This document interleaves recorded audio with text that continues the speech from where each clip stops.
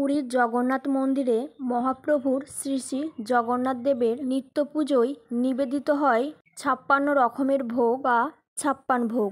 এই ভোগ বা প্রসাদের সামান্যতম অংশও যদি কেউ গ্রহণ করতে পারে তাহলে সে নিজেকে পুণ্যবান মনে করে। কথিত আছে মাতা পার্বতী নাকি জগতের সকল সন্তানদের জন্য জগন্নাথ দেবের থেকে স্বয়ং চেয়ে নিয়েছিলেন এই মহাপ্রসাদ।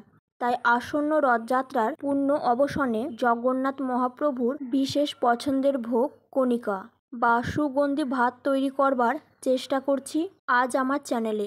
নমস্কার বন্ধুরা, চুমকি রন্ধনশালায় আপনাদের সবাইকে স্বাগত। চুমকি রন্ধনশালা পরিবারের সকল সদস্যদের রথযাত্রার শুভেচ্ছা জানিয়ে শুরু করছি আজকের রান্না। কড়াইতে গরম করে নিচ্ছি 2 টেবিল স্পুন ঘি। ঘি গলে গেলে এর মধ্যে দিয়ে দেব তেজপাতা, দারচিনি, এলাচ, লবঙ্গ আর গোলমরিচ। গোটা গরম মশলার মিষ্টি গন্ধ বের হওয়া পর্যন্ত একটু নেড়ে চেড়ে নেব।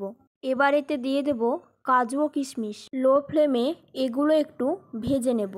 ৩-৪ মিনিট পর কাজুগুলো হালকা সোনালি রং ধরবে আর কিশমিশগুলো ফুলে উঠবে। এই পর্যায়ে এবার জল ঝরিয়ে ছাঁকনিতে তুলে রাখা বাসমতি চালটা আমি দিয়ে দিচ্ছি।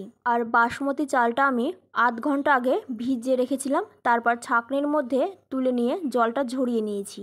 চালের সাথে বাকি উপকরণ ভালো করে মিশিয়ে নিয়ে অন্ততপক্ষে ৬-৭ মিনিট ভেজে নিতে হবে। গ্যাসের ফ্লেম কিন্তু একদম কমানো থাকবে। আর এখানে আমার চালের পরিমাণ হচ্ছে ২০০ গ্রাম। এই স্টেপটাই কিন্তু তাড়াহুড়ো করলে চলবে না, কারণ চালের মধ্যে ভেজা ভাব থেকে গেলে পরে ভোগ ঝরঝরে হবে না। কড়াইতে ঢেলে দিচ্ছি ২ কাপ জল, অর্থাৎ য কাপ চাল তার ঠিক দ্বিগুণ জল এখানে নিতে হবে। যদি গোবিন্দভোগ চাল এখানে ব্যবহার করেন তাহলে কিন্তু ২ কাপের থেকে একটু জল কম নেবেন। আর এর মধ্যে দিয়ে দেব হাফ টিস্পুন নুন। সব কিছু মিশিয়ে নিয়ে জল ফুটে উঠলে লো ফ্লেমে ঢাকা দিয়ে হতে দেব ৫-৬ মিনিট। ৫-৬ মিনিট পর ঢাকা খুললে বুঝতেই পারবেন চাল কিন্তু অনেকটাই সেদ্ধ হয়ে গেছে। এতে এবার দিয়ে দেব 1/3 কাপ চিনি, 1/4 টিস্পুন দারচিনি গুঁড়ো, হাফ টিস্পুন গরম মশলা গুঁড়ো। সব কিছু সাবধানে একটু নেড়ে নিচ্ছি। ভাত নাড়ার সময় প্রতিবারে কিন্তু খেয়াল রাখতে হবে দানাগুলো যেন ভেঙে না যায়। আবারও ঢাকা দিয়ে হতে দেব আরও ৫-৬ মিনিট। এবার ঢাকা খুললে দেখা যাবে চাল প্রায় পুরোই সেদ্ধ হয়ে গেছে এবং ভাতের মধ্যে জলের ভাব প্রায় নেই বললেই চলে। এবার ওপর থেকে ছড়িয়ে দিচ্ছি 1 টেবিল স্পুন ঘি।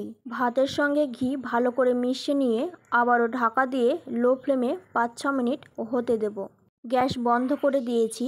হালকা হাতে উল্টে পাল্টে একটু নেড়ে নিচ্ছি। এবার আবারও ঢাকা দিয়ে গ্যাস বন্ধ থাকা অবস্থায় 10 থেকে 15 মিনিট স্ট্যান্ডিং টাইমে রেখে দিলেই তৈরি হয়ে যাবে জগন্নাথ মহাপ্রভু ৫৬ ভোগের মধ্যে প্রিয় ভোগ কণিকা। জগন্নাথ শ্রীমন্দিরের অলৌকিক রন্ধনশালায় তৈরি কণিকা ভোগের স্বাদ বাড়িতে হুবাহুব সৃষ্টি করা এক কথায় অসম্ভব। যারা এই মহাপ্রসাদ গ্রহণের সৌভাগ্য অর্জন করেছেন তারা নিশ্চিতভাবে আমার এই কথার মানে বুঝতে পারবেন। আজকের এই রান্না সেই মহাভোগ তৈরির পদ্ধতির কিছুটা কাছাকাছি যাবার সামান্য প্রয়াস মাত্র। আমার আজকের রেসিপি আপনাদের কেমন লাগলো অবশ্যই আমাকে জানাবেন। ভালো লাগলে লাইক ও শেয়ার করার অনুরোধ রইল। আমার চ্যানেলে নতুন বন্ধু হয়ে থাকলে চ্যানেলটি সাবস্ক্রাইব করে নেওয়ার অনুরোধ রইল। পাশে থাকা বেল আইকনটা অবশ্যই প্রেস করে দেবেন, কারণ আমি চ্যানেলে যখনই কোনো নতুন রেসিপি শেয়ার করবো নোটিফিকেশন আপনাদের কাছে পৌঁছে যাবে। আজকের মতন এই পর্যন্ত, আবার হাজির হয়ে যাবো নতুন কোনো রেসিপি নিয়ে। ভালো থাকবেন, সুস্থ থাকবেন, ধন্যবাদ। আর আবারও পবিত্র রথযাত্রার অনেক শুভেচ্ছা রইল। দেখা হচ্ছে পরের এপিসোডে।